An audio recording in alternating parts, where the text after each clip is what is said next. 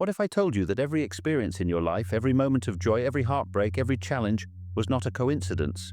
What if the struggles you face today, the people you meet, and even the ones who hurt you were all part of a greater design, one that you chose before you were even born? This might sound unbelievable, but across spiritual traditions, the idea is the same. Your soul didn't just end up in this life, it chose it. Every lesson, every hardship, every love was carefully selected as part of a divine blueprint for your soul's evolution.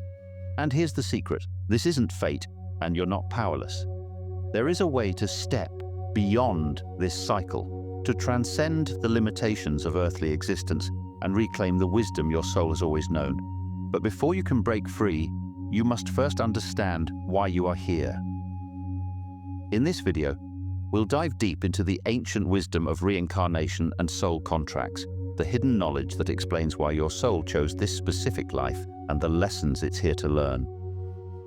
We'll uncover what happens before birth, how souls plan their journeys, select their families, and forge sacred contracts, how your past lives shape your present, why certain challenges keep repeating and what they're trying to teach you, how to break free from the cycle, the steps to transcend karma and move beyond reincarnation toward true spiritual liberation. By the end, you'll have a profound understanding of your true purpose and the power you hold in shaping your destiny.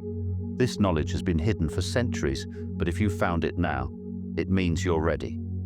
Let's begin. Have you ever thought, did you really choose this life? Most of us go through life believing that our experiences, our struggles, relationships, and triumphs are the result of chance or external forces beyond our control.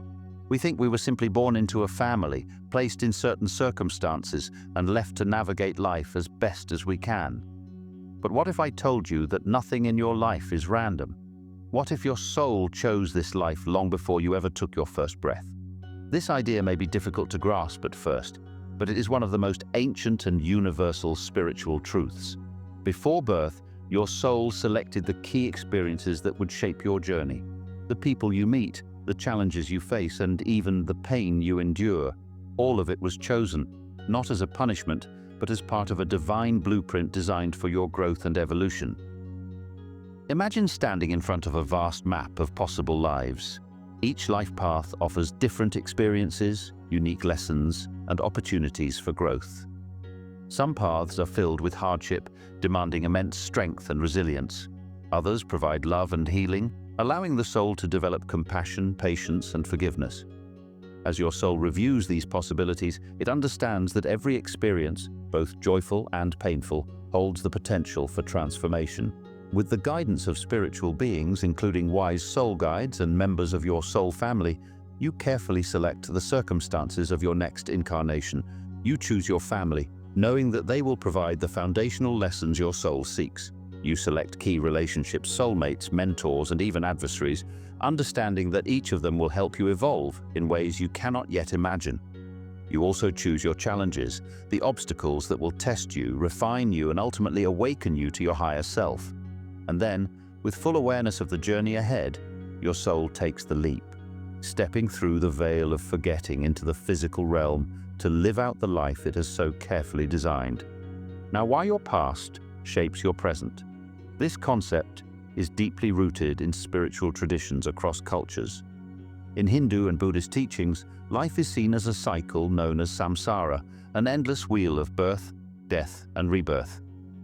According to these traditions, each lifetime is not isolated, but connected to those that came before it. The choices and actions of past lives shape the experiences of the present, and the lessons learned now influence the soul's future incarnations. This is where karma comes in. Contrary to popular belief, karma is not about reward or punishment. It is about balance and learning. Every action, thought, and emotion creates energetic ripples that eventually return to the soul. If a person caused suffering in one life, they may choose to experience a similar situation in the next life, not as a punishment but as an opportunity to understand and heal.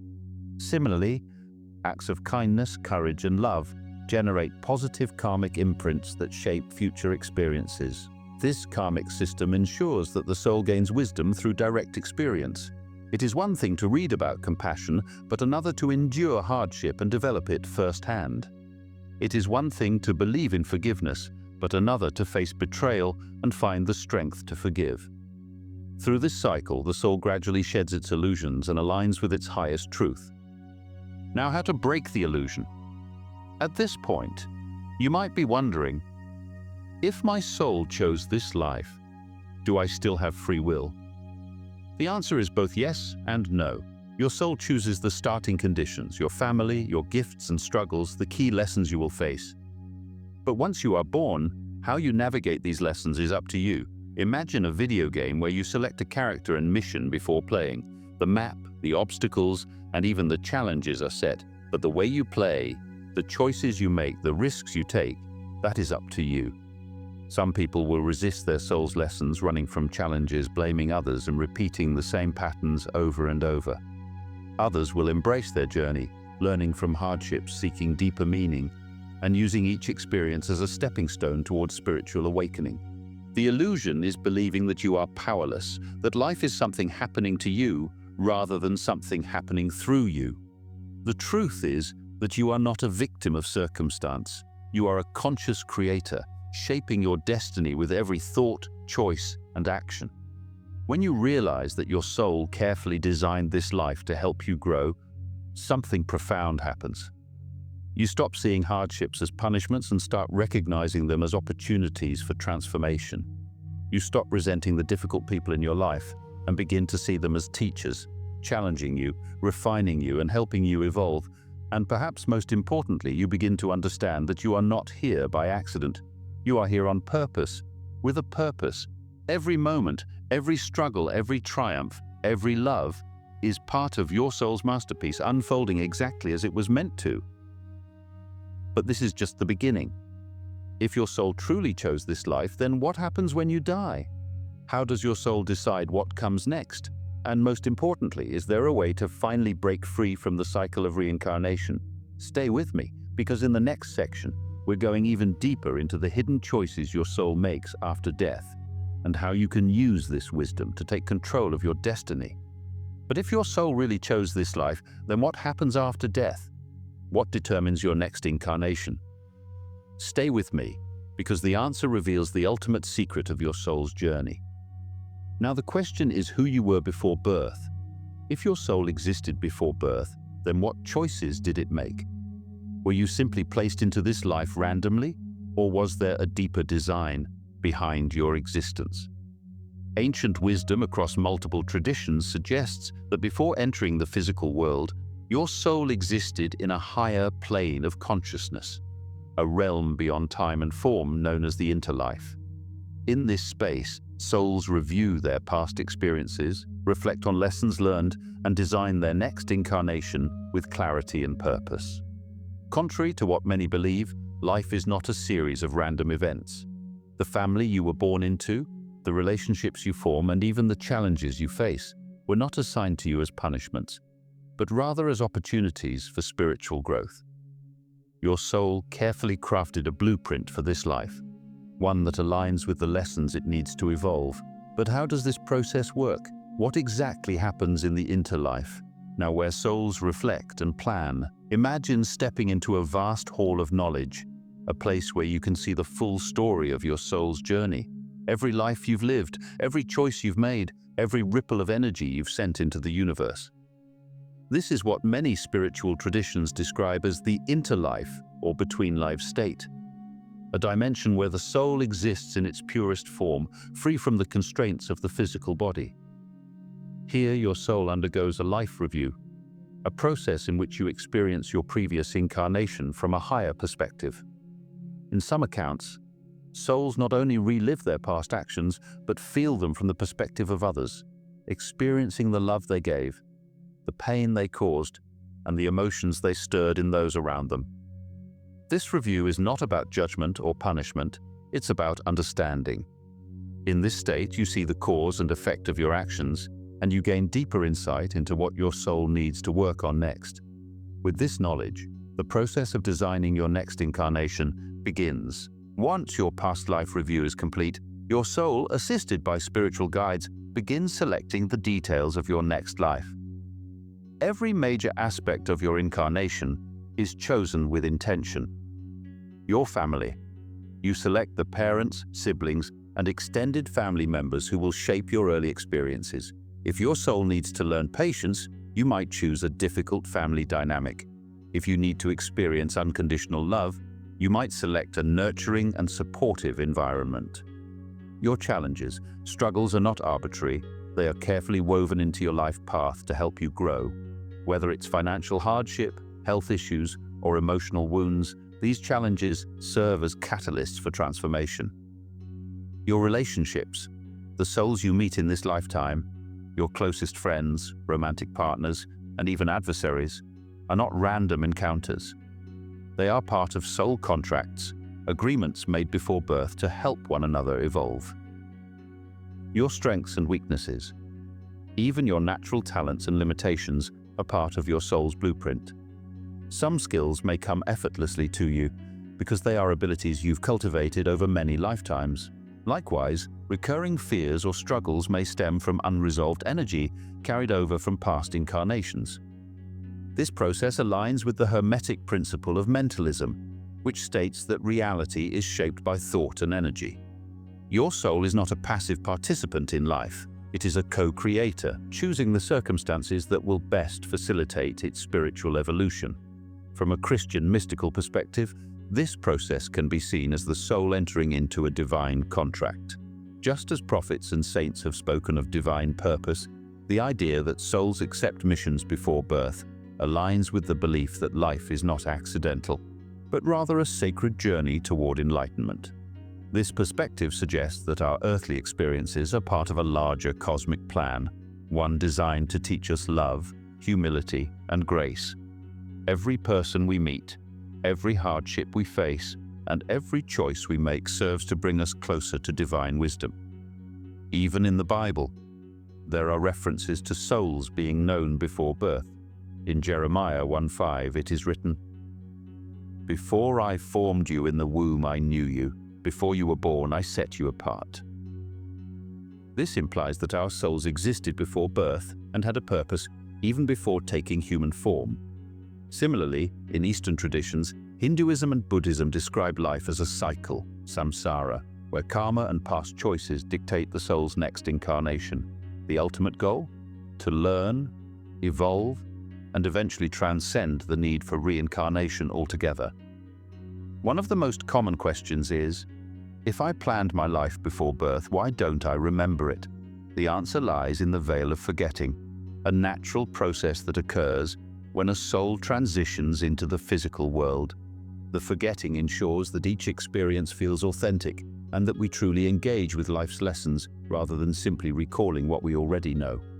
However, subtle reminders of our soul's purpose still remain. They may appear as strong inner callings towards certain paths or people, recurring dreams that seem to hint at a deeper truth, a deep sense of déjà vu or familiarity with people or places you've never encountered before. These are glimpses of the blueprint your soul created, nudging you toward your higher purpose. Understanding that your soul chose this life can be a liberating realization. It means that nothing you are experiencing is meaningless or without purpose. Every challenge is an opportunity for growth, and every relationship is a mirror reflecting the lessons your soul needs to learn. But this also raises an even bigger question. If our souls carefully design each lifetime, what happens when we die? How does the cycle continue? This is where the journey gets even more fascinating. Stay with me as we uncover the hidden choices your soul makes after death, and how these decisions shape what comes next. Have you ever met someone and felt an instant connection, as if you had known them forever? Or perhaps you've encountered people who challenged you deeply, those who tested your patience, triggered your insecurities, or even caused you pain. What if I told you that none of these encounters were random? That before you were born, your soul carefully chose the people you would meet in this life, not by accident, but by design. This is the truth of soul contracts, pre-birth agreements made between souls to help each other evolve. These contracts determine the key relationships in your life: mentors, soulmates, family, friends, and even adversaries. Some are here to support you, while others are here to test you. But every single one plays a role in your awakening. Your life is like a divine play. Imagine your life as a great play, a stage where you and other souls have chosen specific roles to perform. Before birth, you stood with your soul family, reviewing the script of your next incarnation. You didn't just choose your own character, you also helped cast the people who would play the most significant roles in your life. Some souls agreed to play the role of the teacher, offering guidance, love, and wisdom. Others took on the role of the challenger, bringing struggles, heartbreak, and hardship, not to harm you, but to help you grow in ways only adversity can. Think about it. Can you name a person in your life who profoundly changed you, whether through love or through pain? That connection likely wasn't a coincidence. It was a contract agreed upon before birth to push you toward growth and transformation. As the saying goes, there are no coincidences, only appointments made before we were born. There are some types of soul contracts in your life. Each soul contract serves a unique purpose, tailored to your personal and spiritual evolution. These contracts shape the people who enter your life and the roles they play. Number 1, soulmates. Soulmates are those who feel deeply familiar, as if you've known them before. That's because you probably have, in multiple past lives. They reflect back to you the deepest truths about yourself, helping you recognize your strengths, heal old wounds, and step into greater self-awareness. While many think of soulmates as lovers, they can also appear as close friends, family members, or even rivals, anyone who profoundly impacts your growth. A best friend who pushes you toward your dreams, a mentor who guides you through transformation, or even an ex who broke your heart. Each one played their role exactly as intended. Number 2, karmic relationships. These are people with whom you share past life karma, unresolved energy that needs to be balanced in this lifetime. These relationships often feel intense, challenging, or even painful, as they exist to teach karmic lessons and help both souls evolve. If you hurt someone in a past life, you may return in this life to experience the same pain, to develop empathy and break negative cycles. A controlling parent, a difficult boss, or a romantic partner who challenges your self-worth. All of them may be karmic relationships forcing you to grow. Number 3, family contracts. You didn't just end up in your family by chance. Your soul chose these specific people to shape your earliest lessons. Whether supportive or challenging, your family helps you develop essential qualities: patience, resilience, compassion, or even the courage to break away. A strict parent may teach you independence, a sibling rivalry might strengthen your determination, or a nurturing grandparent may remind you of unconditional love. Number 4, adversaries. These are the people who trigger your greatest wounds, the ones who betray, criticize, or even cause suffering. Though painful, these souls are powerful catalysts for transformation. They push you to rise above, to forgive, to reclaim your power, and to finally break free from the cycles that have trapped you for lifetimes. Someone who mistreats you may be teaching you self-worth. A betrayer may be pushing you toward forgiveness. The most painful people in your life may actually be your greatest teachers. One of the biggest misunderstandings about soul contracts is the idea that they are fixed or unchangeable. While these pre-birth agreements set the stage for your experiences, they do not control your choices. Think of it like this. A soul contract is like a roadmap. It provides direction, but it does not force you to take any specific path. You always have free will to respond in different ways. Some lessons may take one lifetime to learn, others may take many. If a particular contract is no longer serving your growth, you have the power to release it through awareness, healing, and conscious choice. For example, if you've been trapped in a toxic relationship that keeps repeating the same painful patterns, it could be a karmic contract playing out. But once you recognize the lesson and take action, whether through healing, forgiveness, or setting boundaries, you can break the cycle and end that contract for good. Once you understand that every major connection in your life is not random, something shifts inside you. You stop seeing difficult relationships as punishments and begin to recognize them as opportunities for healing.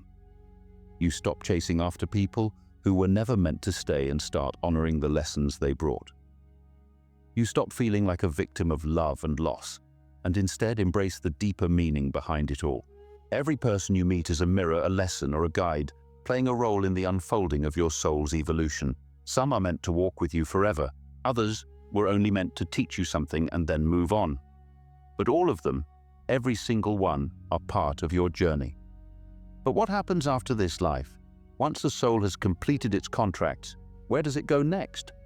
And how does it decide its next incarnation? Stay with me, because in the next section we'll explore what happens after death and how your soul prepares for its next great journey. Some believe karma is a trap, an endless cycle of lessons. But what if I told you that there's a way to break free? Keep watching, because we're about to uncover how to escape the cycle of reincarnation altogether. Most people believe that reincarnation is endless, that we are destined to return lifetime after lifetime, trapped in a loop of karma, suffering, and unresolved lessons. But this isn't the full picture. You don't have to keep repeating lifetimes endlessly. The cycle of reincarnation is not a prison, it's a school. And like any school, there comes a point when you graduate. The ultimate goal of the soul is not just to learn, but to transcend, to master life's lessons, balance karma, and break free from the illusion of separation. This state is known in various traditions as enlightenment, moksha, nirvana, or ascension, the moment when the soul no longer needs to return to the physical world unless it chooses to. So, how do you break free? How do you ensure that this lifetime is not just another cycle of past mistakes, but a stepping stone toward true liberation? The answer lies in awareness, healing, and conscious action. Every soul's journey is unique, but there are core lessons that must be mastered before transcendence is possible. These lessons are not about external achievements, they are about internal transformation. Some of the most common lessons include compassion, learning to love others unconditionally; forgiveness, releasing anger and resentment from past wounds; detachment, understanding that you are more than your identity, possessions, or attachments; inner peace, cultivating a state of joy and harmony regardless of external circumstances. Think about the recurring themes in your life, the situations and emotions that seem to arise again and again. These are not coincidences. They are signs of the lessons your soul is still working through. Once these lessons are fully integrated, lived, and embodied, you no longer need to return to experience them again. You move beyond the cycle of repetition into a higher state of being. But how do you begin mastering these lessons? Breaking free from reincarnation is not about escaping life. It's about transforming the way you experience it. Two of the most powerful tools for this transformation are gratitude and mindfulness.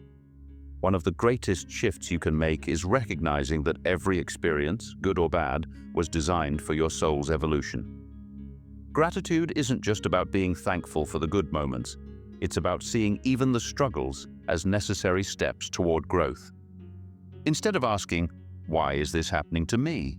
ask, "What is this teaching me?" Instead of seeing difficult people as enemies, see them as teachers who are pushing you toward transformation. Instead of resisting challenges, embrace them as opportunities to evolve beyond past limitations. When you adopt this perspective, your suffering transforms into wisdom and your karma begins to dissolve. You are no longer bound by resistance. You are empowered by understanding. The reason karma keeps repeating is because most people live unconsciously, reacting to life rather than responding with awareness. Imagine someone insults you. Your instinct might be to retaliate, to feel hurt, to hold on to anger. But what if instead you paused? What if you became fully present and observed your reaction without engaging in it? This is the power of mindfulness. It allows you to recognize patterns as they arise, respond consciously rather than react habitually, free yourself from emotional loops that keep your soul tethered to past karma. By practicing mindfulness, you stop accumulating new karma and begin clearing the karma that remains. Imagine holding a glass of muddy water. If you keep shaking it, the mud remains suspended, clouding the water. But if you set it down and allow it to be still, the mud settles. and the water becomes clear. Your mind works the same way. When you are constantly reacting, fighting life, clinging to the past, or fearing the future, your soul remains stuck in the chaos of illusion.